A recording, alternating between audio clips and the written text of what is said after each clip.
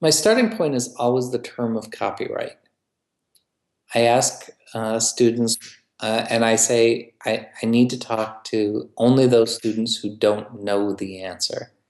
So in a contemporary classroom, I teach a class titled Rhetoric, Technology, and the Internet. That class selects for one or two copyright nerds, and I would describe myself as a copyright nerd, who know the answer. And I say, you two have to sit on your hands, and let's talk with the remaining 22, and let's get estimates of what the term is. And the term and the responses tend to be way low or way high. Way low in that people intuitively come up with a term calibrated to the practical reality of internet circulation, and they guess somewhere in the neighborhood of 10 years, plus or minus. Or way high in that they believe the term of copyright is infinite, that somebody completes a work and owns it. And I'm going to say that's way high, even though with the Copyright Term Extension Act, the Sonny Bono Copyright Term Extension Act that set the base term at life of the composer plus 70, that's not infinite. It's way too long, but infinity stretches out for a very long way. And I can still see 104 years as shorter than infinity.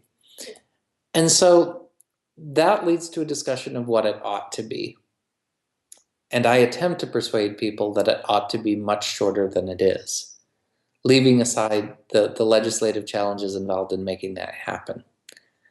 That's an important starting point in our discussions, that the law is, and then I teach what I referenced earlier, that the 1790 law is, its first words are an act for the encouragement of learning.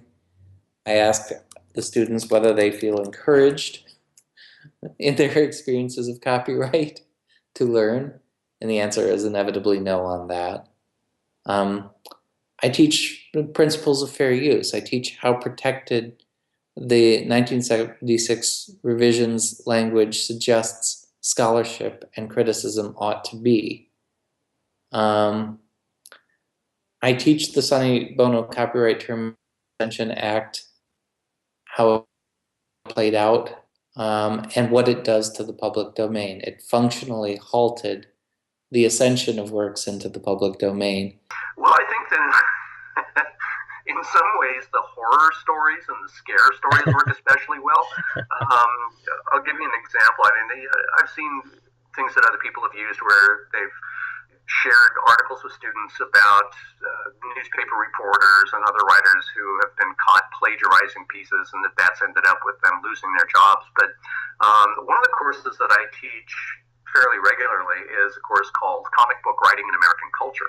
Okay. And it's a historical and rhetorical and analytical look at the comics medium. And one of the things that I talk about in that course is the issue of work for hire, which was sort of the standard contractual arrangement between the writers and the artists and the comic book publishers. And an example that just horrifies them is I show them the original check that Siegel and Schuster were paid for the creation and development of the very first Superman story. They were paid $130. And the tradition was that not only entitled the publisher to the rights of that particular story, but also all of the characters that were presented within it. In other words, it was done as work for hire, meaning we're paying you this lump sum amount of money, and everything that you generate in order to get that amount of money, it now belongs to us. So this led to lingering decades-long series of lawsuits between the Siegel and Schuster families and DC Comics over whether or not the original creators had any rights and subsidiary payments for the character of Superman and all of the merchandising and marketing and everything else that's gone on since then. So when I show that check on screen, say, here it is, $130 for Superman, suddenly they become very aware of the fact that maybe they don't want to sell their rights to creative properties quite as quickly as they might at first think. At Emory, we have this domain of one's own project where students don't just craft websites, they actually buy domains and over time build multi-platform domains that they can take with them and that they own. The college doesn't. Okay. So, I mean, one good thing about that is that their domain then is not connected to the university necessarily. So the university is not liable. I think that's a really good solution, first of all, to the worries that universities have when students start creating open websites using their space. So that's been one solution we've had. Okay.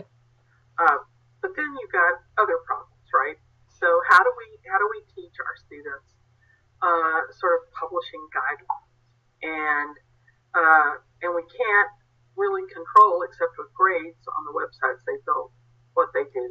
You know, we can offer advice, but like then suddenly they want to co-opt an Emory logo to put on their website, which is not legal, right? So we have to explain those things to them. And Emory doesn't like it, even though they're on the soccer team, and they want to do. So we've got to explain those things to them, and teach them the difference between putting something on their website and like it's theirs and they designed it, or linking to it, or attributing it. And I think that's the biggest issue for us is like, so it's okay.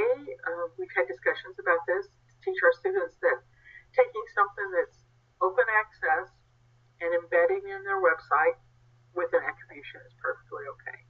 It's not okay to take something and then make it seem like they created it, right?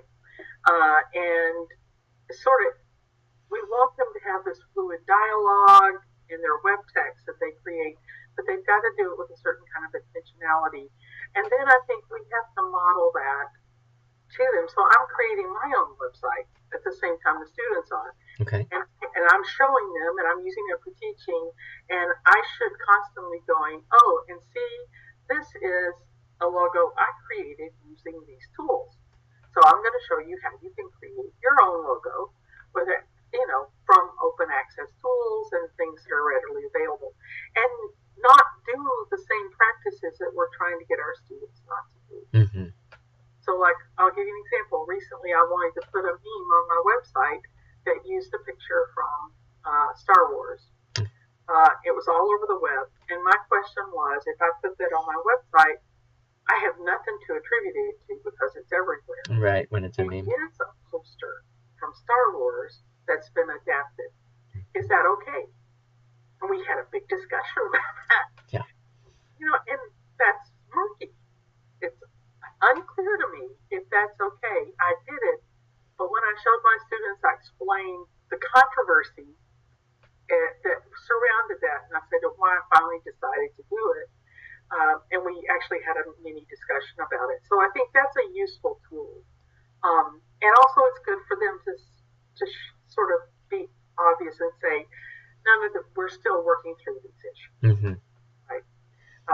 Just so they can know. And so when they make a decision to do something, it's at least within the context of a conversation. I'm not going to call it an informed decision because I don't know that it's an informed decision. It's just an aware decision. What are the limitations of intellectual property on you and your work, whether it's teaching or traditional works of scholarship or service work that you produce in your institution? So all those elements, I think, are important. But the very first statement from that discussion is, have you read your intellectual property policy? And if so, what have you understood of it and what haven't you? The next chunk, I would say, is using intellectual property in your own research and being aware of the highly restrictive policies of publishers, particularly for creative works. Absurd numbers of words from poems before you have to pay for use.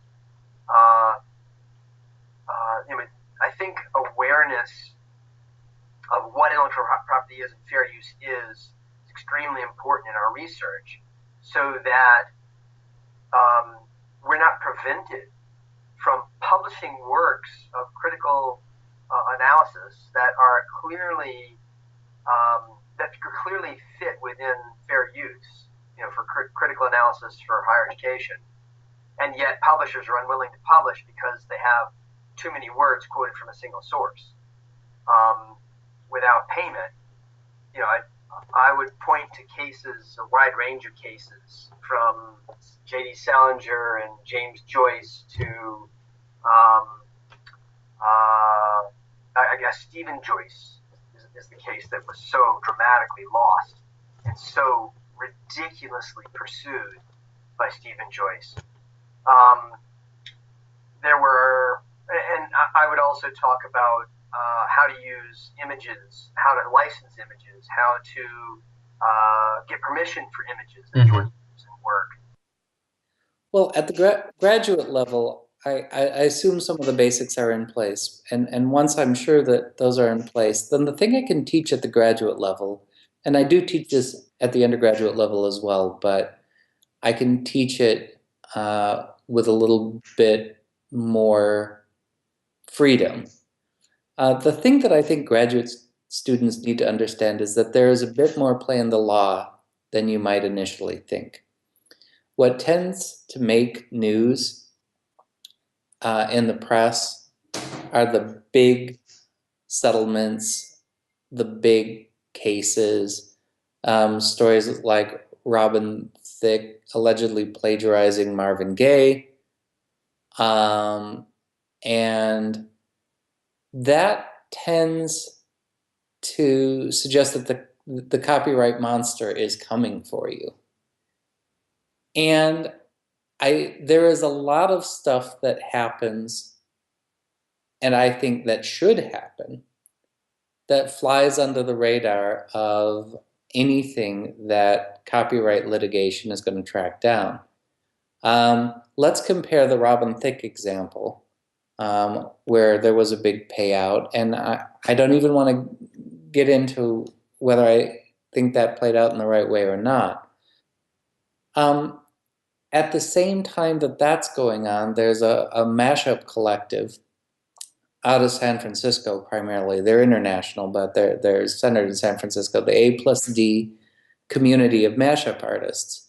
And they have for a decade been putting out mashups that I would describe as the versus genre of mashup, where we have A versus B. Usually the vocals from one song set against the musical backing track of another. Now, relative to Robin Thicke, that is deeply appropriative. I mean, and indeed the whole aesthetic of these mashups swings on the familiarity of both parts. It's someone being able to hear Adele's vocal and say, oh my gosh, I never imagined that would sync up so perfectly with Nirvana's All Apologies. I just made that one up. That's not a real mashup. Please don't go looking for it. That goes on. But the reason why it isn't the subject of a lawsuit is I think a court would refuse to take the case, arguing that it is de minimis, which is this legal concept that is often explained with a quotation, "The law does not concern itself with trifles." That dates back to one of the judges who has established a clear sense of what de minimis is and should be. So A+D is able to do what it does because they don't charge anything. The closest they get to charging anything for the mashups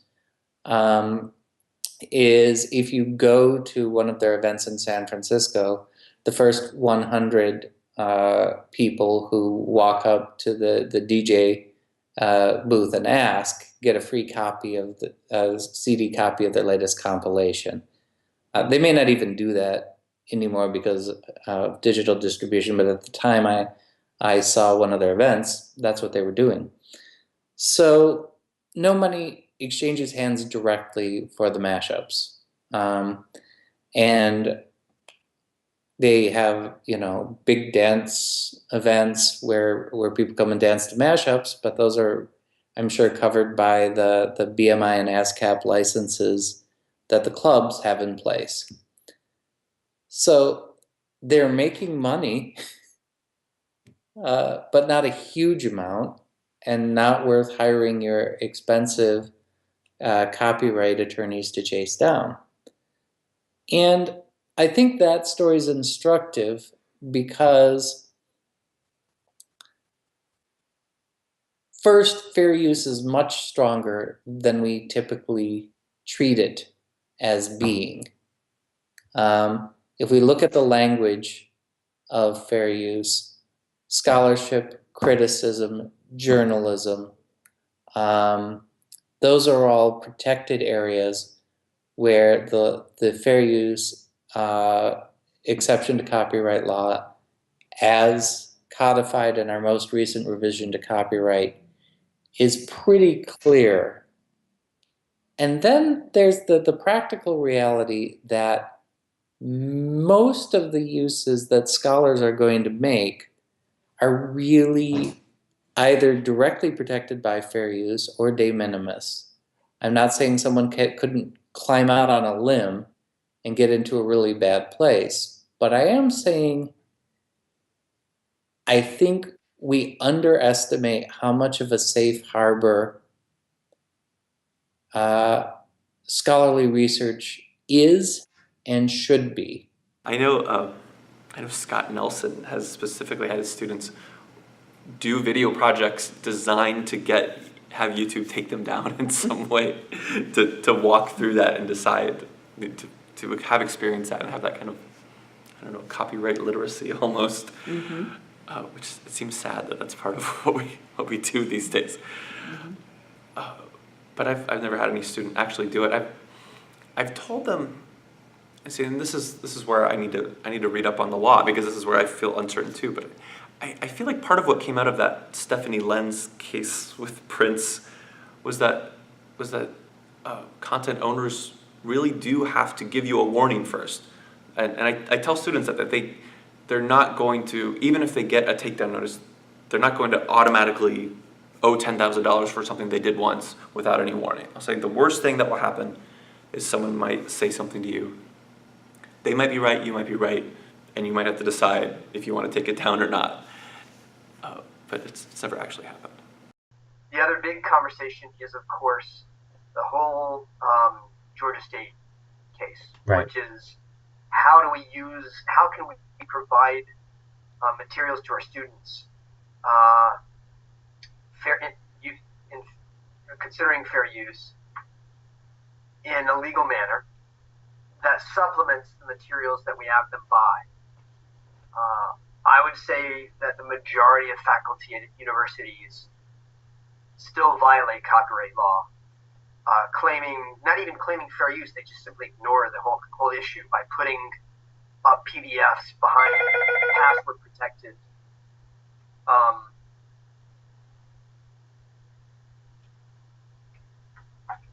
password protected servers, and ignoring the whole possibility of violating copyright. I often find myself feeling like I'm more on I guess I could say the liberal side of fair use. I more want people to use that copyrighted stuff in the way that feels right to them. And yet there's always that little nagging fear that I'm not correct in that, or that I will read a court case and I think this is clearly fair use, and I'll say, oh wow, a real judge actually disagreed with me, and he's the judge, so he gets to say. So I think that's my overall stance right now, is yes, go out and do it. I hope I was okay to say that. And just that in itself feels weird. That's my basic stance. I co-led a workshop at 4Cs about a year ago, specifically on fair use in the classroom co-led with four other members of the IP caucus, and I remember even in that room among attendees and participants and the leaders, we could see that different ones of us sort of landed a little bit differently on that. We were a little bit more in the danger zone or a little bit less in the danger zone, or comfortable working there. And I just think that's weird that we can't have a little bit more clarity than that. And even the experts disagree on where that line is.